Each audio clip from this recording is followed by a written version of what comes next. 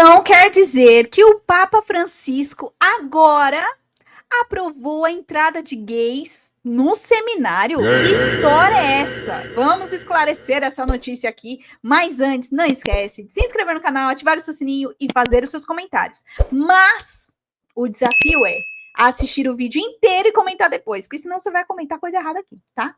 E lembrando, todos os comentários devem ser feitos com muito amor, respeito, misericórdia, compaixão com o próximo. Combinado?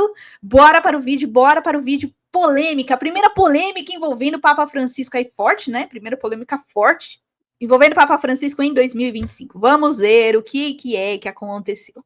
Estava eu navegando na internet e me deparei com notícias. Então vamos lá, né? As notícias. Vaticano decide permitir que homens gays entrem no seminário. Vaticano permite que homens gays se tornem padres, desde que permaneçam celibatários. Homens gays podem ser padres, desde que não transem, diz Vaticano.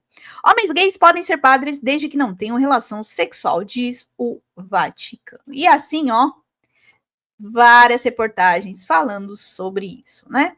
E aí trazendo também outras falas do Papa Francisco sobre essas questões.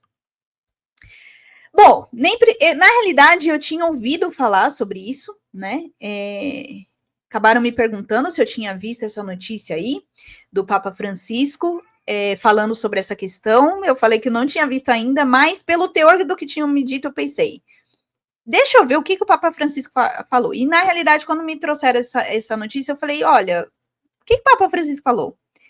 Ah, não sei. Então, vou ver o que o Papa Francisco falou sobre isso. Onde nós vemos? No Vatican News, né? Então, vamos lá no Vatican News. Fui, pesquisei no Vatican News para ver o que é que o Papa Francisco tinha falado. E aí, pasmem. O assunto principal não foi esse que foi divulgado aí pela imprensa. Não foi esse. Então, o que foi que falou aqui no Vatican News? Que as novas diretrizes da CEI, vamos falar que é isso, sobre a formação de sacerdotes na Itália. Né? Então, durante 3 anos, o documento com novas normativas, aprovado pela Assembleia Geral da Conferência Episcopal Italiana. Então, a CEI é a Conferência Episcopal Italiana. É tipo a CNBB italiana, entendeu? E confirmado pelo Dicastério para o Clero. Tratadas diversas questões. Não foi só essa questão. Questões tratadas: tutela de casos em abuso, ingresso de pessoas homossexuais nos seminários, a colaboração com psicólogos e figuras femininas, as vocações adultas, questão dos jovens que saíram ou foram dispensados de outros seminários e o uso de novas mídias, né? Então, o documento está aqui, né? Ele entrou em vigor aí no dia 9 de janeiro. Essas notícias aqui que saíram no dia 11 de janeiro, né? Então, tem o documento aí, depois eu vou compartilhar com vocês também no comentário fixado, tá bom? Então, aqui ele fala, né, que precede a normativa de 2006, que foi aprovado também pela conferência em Assis em novembro de 2023, tá? São 90 páginas, nas quais são tratados esses temas que eu já falei, né? São 5 capítulos e 2 partes. Então, ele traz esse caminho formativo do sacerdote em 2 etapas. A primeira, dedicada à construção e solidez interior, em relação educativa forte com os formadores, e a uma sólida vida espiritual e aplicação ao estudo e oração do autoconhecimento. Esse é um capítulo, né? A segunda fase concentra-se no maior envolvimento da comunidade cristã na formação dos candidatos ao sacerdócio. Então, aqui fala da formação permanente, missão e vocação adulta, né? Então, nessas partes aqui. Agora vamos à parte que pegou. A entrada de pessoas homossexuais no seminário. O 3º capítulo são apresentadas 4 etapas.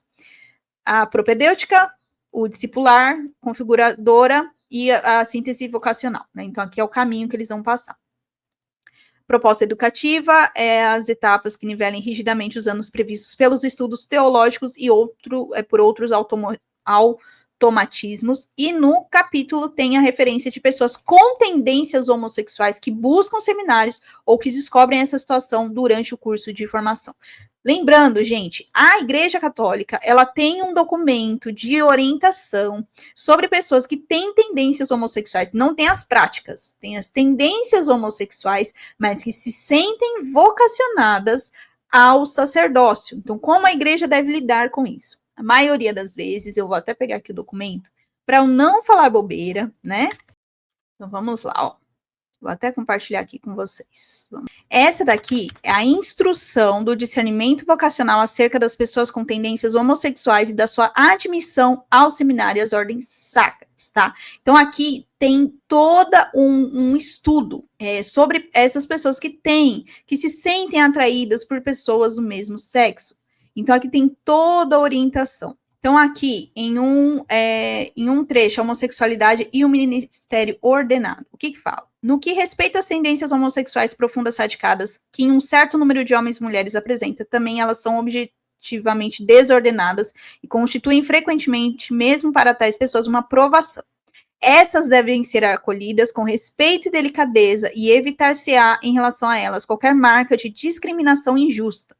Essas pessoas são chamadas a realizar na sua vida a vontade de Deus e a unir ao sacrifício da cruz do Senhor as dificuldades que possam encontrar. À luz de tal ensinamento, este dicastério, de acordo com a congregação do culto divino e a disciplina dos sacramentos, considera necessário afirmar claramente que a igreja, embora respeitando profundamente as pessoas em questão, não pode admitir ao seminário e às ordens sacras aqueles que praticam homossexualidade e apresentam tendências homossexuais profundamente radicadas ou apoiam a cultura gay.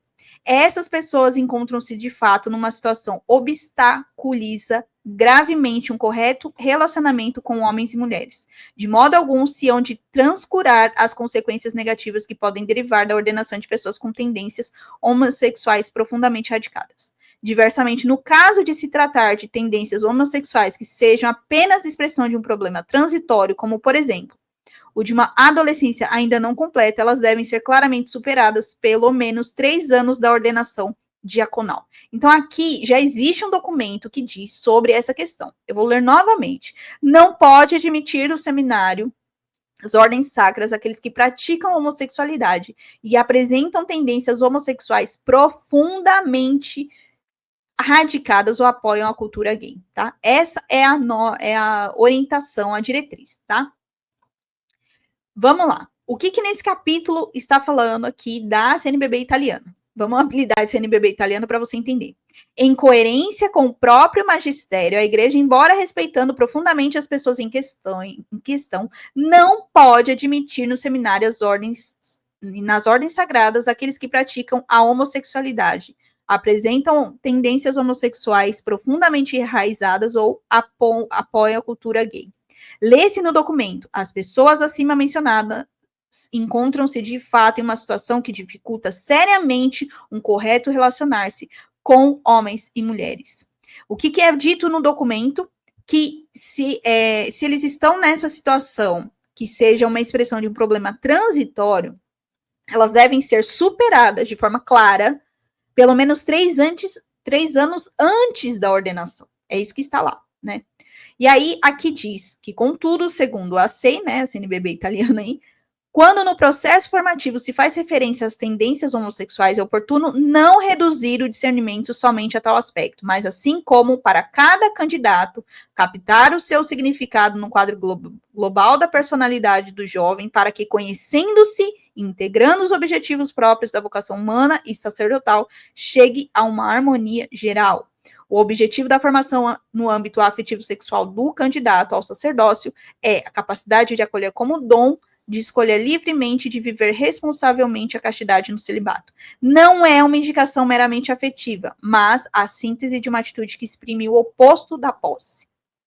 Castidade e liberdade de posse em todas as áreas da vida, diz a passagem em outras leis. Aqueles que vivem a paixão pelo reino no celibato também devem se tornar capazes de motivar na renúncia por ele as frustrações, incluindo a falta de gratificação emocional e sexual. E acaba aqui, né? Eu vou depois também disponibilizar aqui o documento para que vocês possam ler, né? Mas esse daqui é o resumo e é o que está na notícia do Vaticano. O a única notícia que de fato falou o que está lá no documento foi a notícia que eu encontrei. Se você encontrou outro, você deixa aqui nos comentários de qual jornal e o link, tá? Para a gente também trazer aqui que existem jornais que de fato falam. O Vaticano não liberou padres gays. Entenda o documento da CNBB italiana. Inclusive, eles apelidaram assim também aqui, né? Deixa eu fechar aqui, essas propagandas.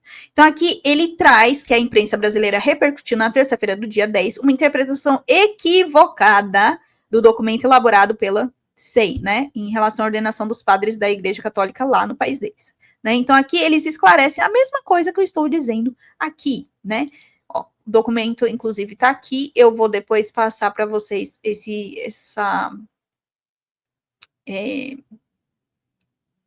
PDF, tá? Então, tá exatamente o que tá lá no Vaticano News. Ou seja, fake news. O Papa Francisco não liberou padres gays no seminário. Ele traz o documento da CNBB, né, que foi aprovado aí, essas novas diretrizes na formação dos sacerdotes, tá?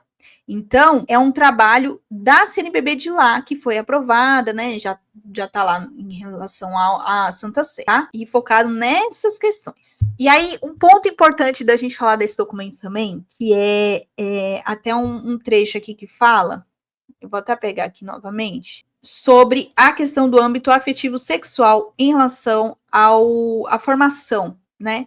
Que fala não só aqui nessa questão, mas também nos encontros vocacionais que tem por aí, né? Vocês sabem que eu gosto muito do tema vocação, já compartilhei aqui essas questões, né? Então, o que é falado em relação ao afetivo sexual que eles falaram lá, né? A capacidade de acolher o dom, né? Que não é só uma indicação meramente ativa. E aqui em cima é dito, né, um trecho de que é para conhecer, não é para reduzir o discernimento. O que acontece? Eu já fiz encontro vocacional, e eu lembro que na época eu tinha gostava de uma pessoa, e eu lembro que quando eu fui conversar com a acompanhadora, eu contei para ela, na ânsia de que ela falasse, não, você não pode ter nenhum envolvimento com essa pessoa. E ao contrário, o que ela me falou na época?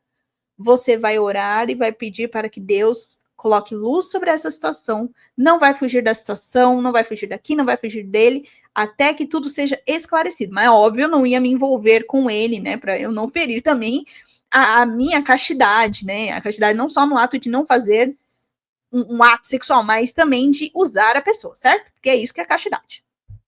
Então, o que muitas pessoas às vezes entendem é que certas orientações para encontros vocacionais, questão formativa de âmbito afetivo e sexual, aquilo que é identificado impede que a pessoa continue no caminho vocacional. E não, a gente vai se descobrindo no caminho vocacional. Então, tem muitas pessoas que elas não se enxergam com tendências homossexuais e ao longo do caminho, elas percebem que elas têm essa tendência. Então, não é porque ela foi descoberta ali no caminho vocacional que ela vai ser impedida de viver essa vocação. O que a impede é que isso seja muito intrínseco, muito profundo nela, ou que ela viva as práticas, ou que ela defenda a cultura gay, ou que não é uma reversão, mas que isso seja muito profundo.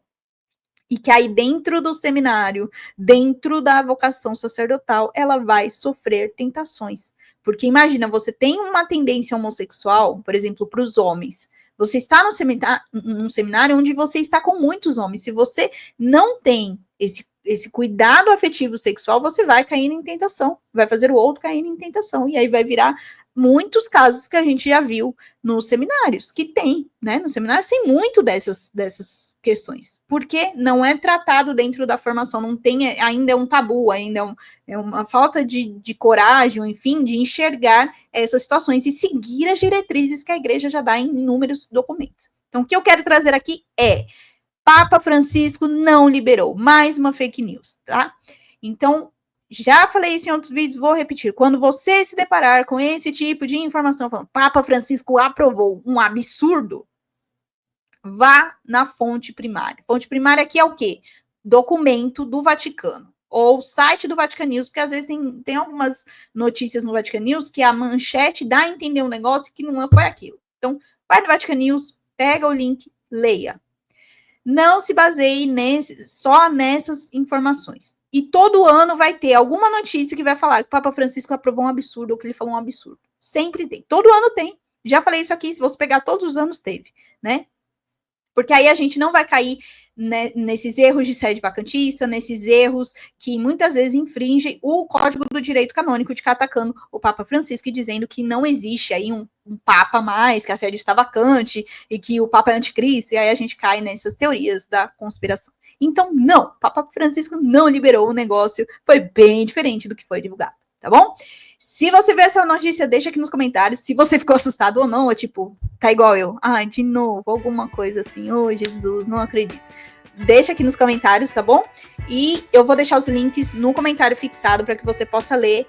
E tanto o documento que eu li aqui, com as notícias, quanto também esse documento das novas normativas aí da CNBB italiana, tá bom? Não esquece de deixar meu joinha, se inscrever no canal, ativar o sininho e até a próxima polêmica, que com certeza vai ter.